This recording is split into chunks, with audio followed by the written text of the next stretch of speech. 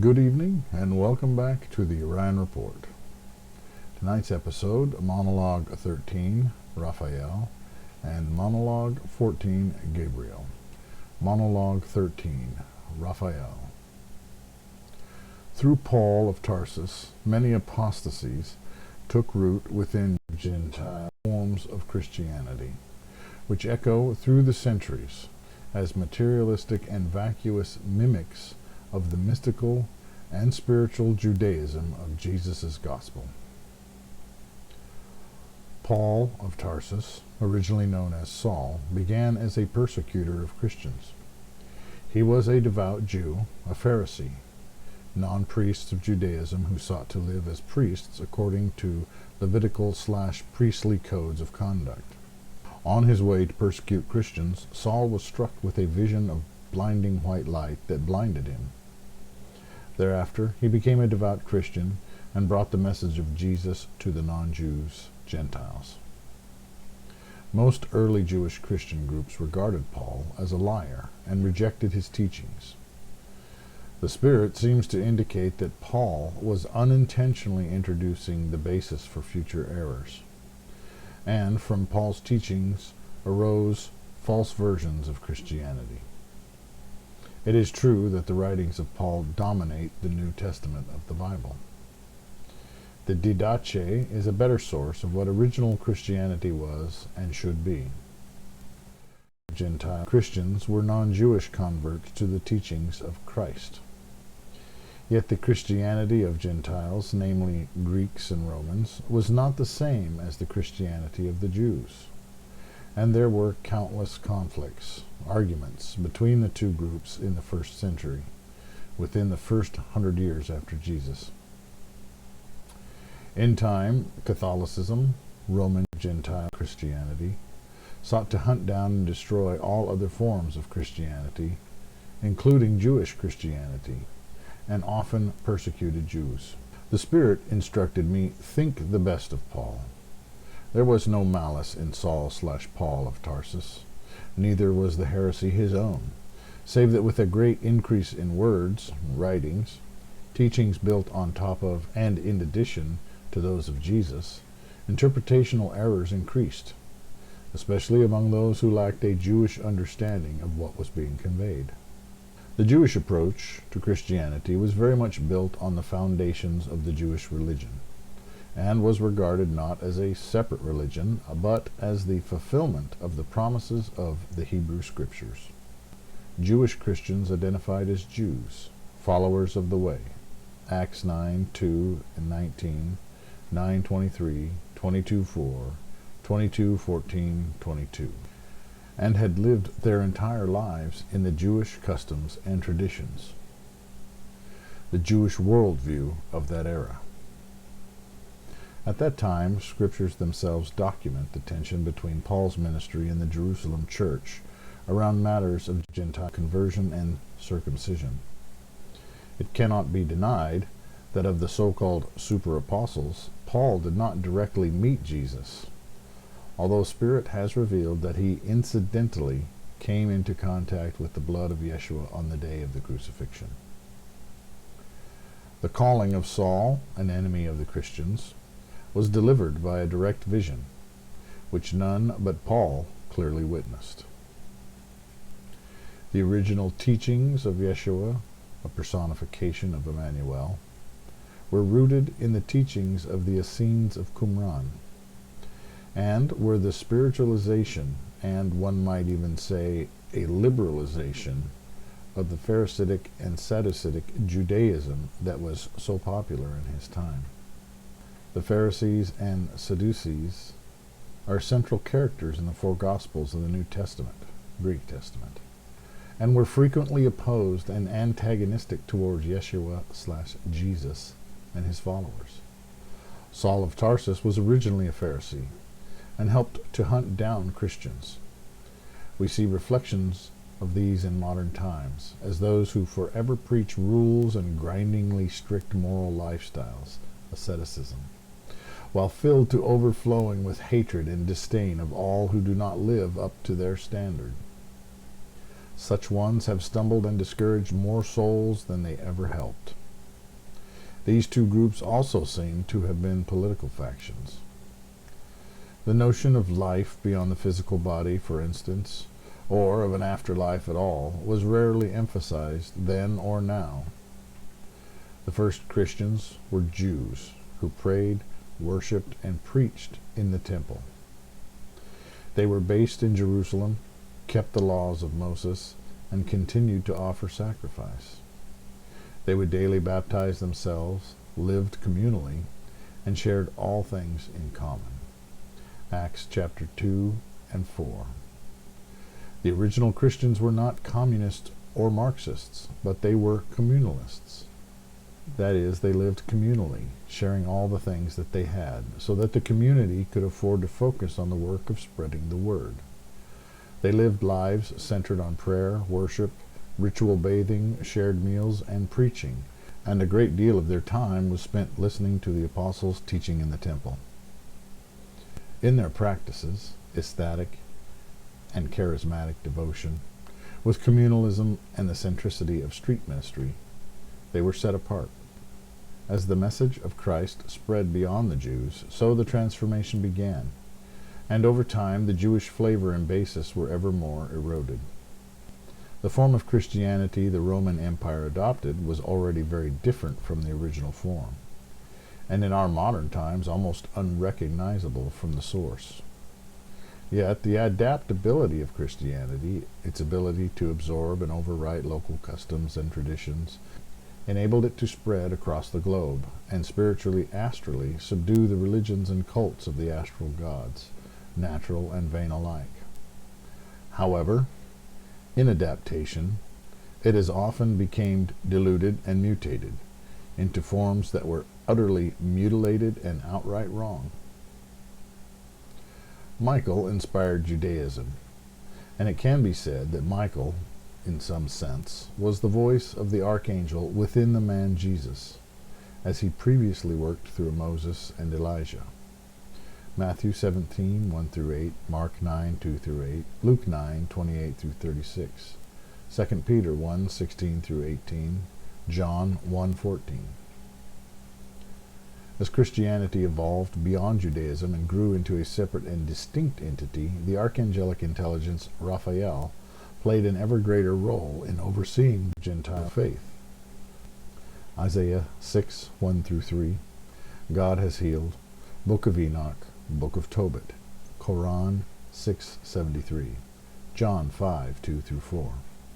Raphael is the archangel of Gentile Christianity in this revealing, and one of the 7 spirits within the Lamb, Revelation 5.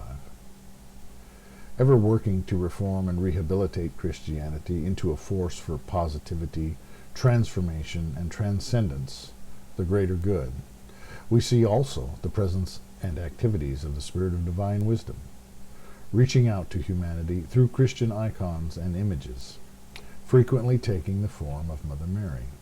Proverbs 8:22-31, 1 Corinthians 2:12-14, Proverbs 3:13-19, Acts 2:3. In the present times we see great and growing hatred within the hearts of humankind toward the Christian faith in all its forms, and the failings of its leaders over the centuries have given its enemies plenty of things to burn on the bonfires of the vanities, who are themselves inspiring and directing the militant overthrow of the religion, in hopes of regaining their former influence and power over the world. Their counter-crusade is not entirely without fruits, but Yeshua is a real being of immense power, active both within the astral plane and within the causal and spiritual realms. As the primary human face of Emmanuel, God with us, he cannot be defeated. The world will fall to waste and ruin in the effort, and the human puppets of the vain powers will themselves mourn their own success. Decreasing the Christ light in the world is the increase in evil in every form. Raphael has invested men and women throughout history to raise up soldiers for the holy paths to salvation. And within Christianity is ever the voice of reform and originalism. For we who are drawn to these words, for whom these glyphs are now written upon the heart, Raphael is assigned the divine artist, the leader of the holy chorus, the writer of inspiration, the painter of sacred glorification. The archangel has become the guide to they that would make beautiful and transform humanity and its civilizations into a transcendent work of art, interwoven and in harmony with nature itself. Raphael corresponds to orange, bronze, and sunstone. Monologue 14, Gabriel. To counter the apostasy, a piece of Gabriel was invested into a human form, to dwell in amnesia as a man. His representation was seen 7 times among humankind before coming to earth as Muhammad. Muhammad is utterly despised by Christians and Jews. Measuring him against the modern sensibilities of right and wrong, rather than viewing him through the lens of his time and culture. What he saw as right and wrong, socially, was normative to his people, though his dissent against polytheism, the worship of the gods of nature and the world, set him apart. He encountered Jibril, in a cave, where he would regularly go to pray, and there the archangel strangled him until he agreed to do what was asked. Recite. That is, go forth and speak the Quran to the people. He was hated and despised, as most monotheistic prophets are in their time, for the powers that be direct their puppets to oppose and resist the angelic messengers. It has been said to me that Sufism is the highest and best form of the Islamic paths. Emmanuel, as Gabriel, sword arm of God, gave to humans a pure monotheism of principles for earthly life, the hope of eternal existence through submission to God's will, uniting the essential elements of Judaism with the basic gospel of Jesus. Halfway between the Jewish approach to monotheism and the Christian approach to monotheism is Arianism, and many of the Arian ideas and views are reflected in Islam. Arianism itself teaches that Jesus is subordinate to and created by God, not equal to God, the mediator and savior, not the deity. Ishmael became the line from which Muhammad rose, and to the descendants of Ishmael and Esau was given Gabriel's way to the One. He, Ishmael, will be a wild donkey of a man. His hand will be against everyone, and everyone's hand against him, and he will live in hostility toward all his brothers. Genesis 16:12.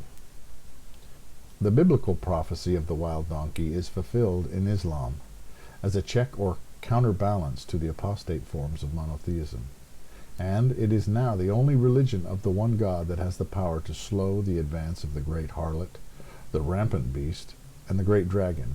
China is divided into 7 regions, heads. President Xi is an antichrist figure.